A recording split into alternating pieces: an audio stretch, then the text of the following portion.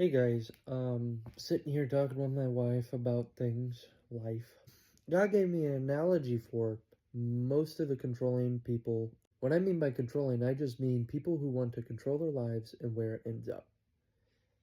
People who want their life to be what they designed, what they thought of, what they had or want. It can't happen. The reality is it won't happen.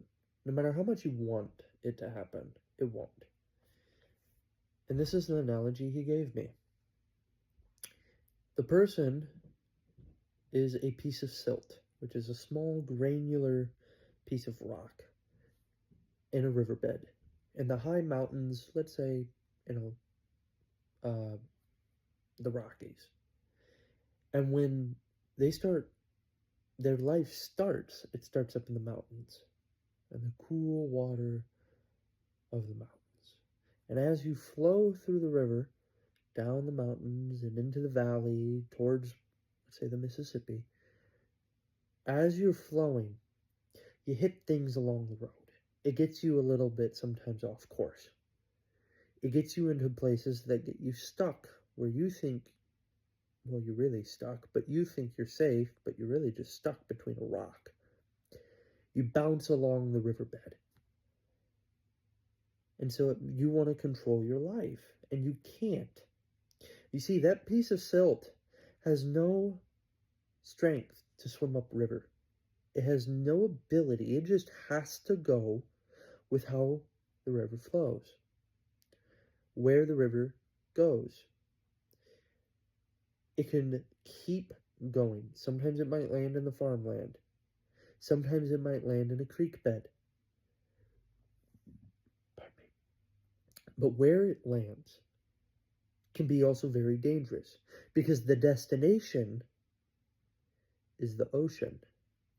So if it lands in the silt bed of the side creek, you become stagnant or comfortable and lukewarm. Or you could be wedged between a rock, and it's going to be painful because you wanted yourself there. And so instead of trying to wedge yourself loose, you stay there. And so the longer you stay there, God is going to have to hit you out with another rock. All of this is painful. But the granulars that see the best of their life is actually the ones that make it to the ocean. And it's very few, actually. They have to swim so far, and it takes years, probably 50 years, just for a singular grain of salt, sand, silt, whatever you want to, whatever rock, to get from the mountains to the ocean. And many of its friends had stopped in different places along the way.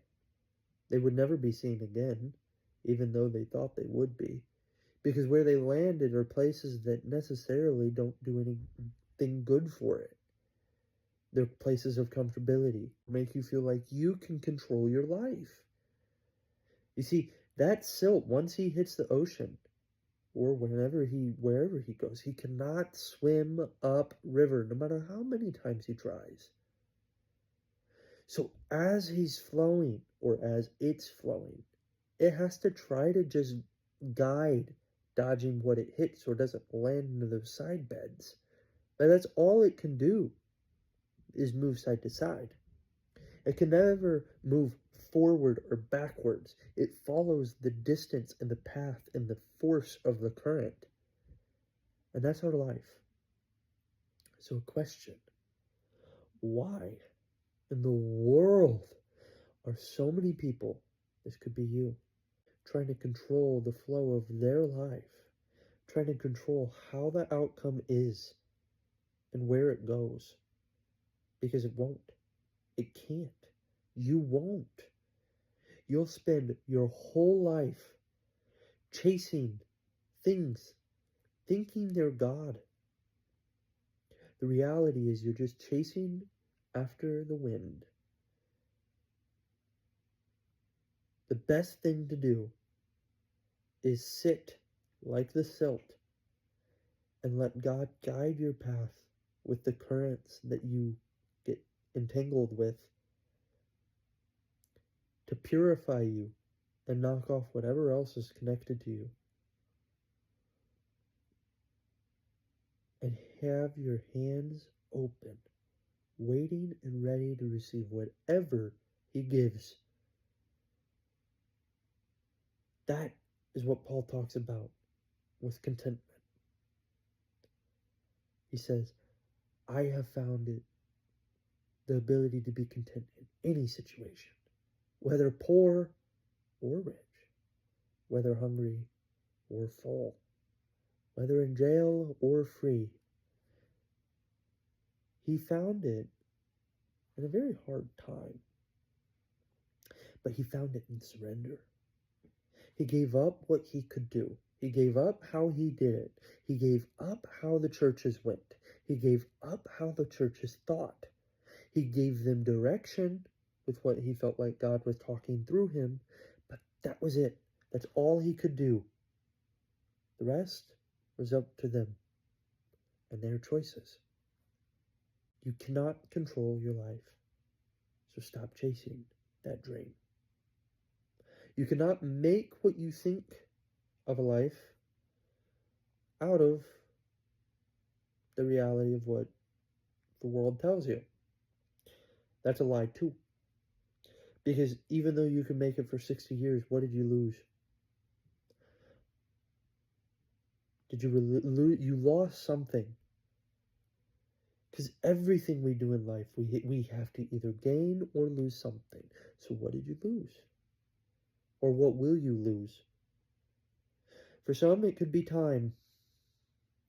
Time with preaching the gospel, time with sharing testimony, time with friends and family, and showcasing faith in a deep way. For some, they spent too much time working because they think they needed to sustain what they wanted. Others, they spent too much time thinking about what they could have done, so regret. You see, everything we do, we are spending time, the most indispensable thing. And just like that silk, that's what time is. It takes time, but you can never go backwards. You can only go forwards. So learn from what you did. Get up and move, and let God guide your path. That's why he says, He is a lamp unto my feet, a light unto my path. He guides the currents before you. He guides your life before you. But that's only when you surrender. Imagine having a toddler driving a nice, beautiful 2025 car. A lot of you would be scared on the road, wouldn't you? That's what most of you are doing right now when you don't give up control to God. You're the one behind the wheel. Unknowingly, you are causing a lot of havoc because you will not surrender the control, the ability, and what your wants and desires are. So, what is it that you are holding on to? What is it that you are doing that is limiting and making it a lot harder for God to work in your life? He is God, but He gives us choices, and sometimes He has to take us backwards because of the steps we took forwards. That takes more time. So what are you doing? What are you causing? What does He want you to change? Are you going to be like that silt that just wants to hit literally everything because you don't want to go the path that is taking you? So you fumble across the riverbed floor, knocking branches and trees and rocks and other silt? Or are you going to be the one that just frees with no care in the world because you gave everything up and you're content with it, even though it comes back and tries to haunt you? Which one are you going to be? Which one do you want to be? Sadly, most don't want this. So, I hope you guys have a good evening. But think about that. What control have you not given to God? I hope you guys have a good evening, and Jesus loves you.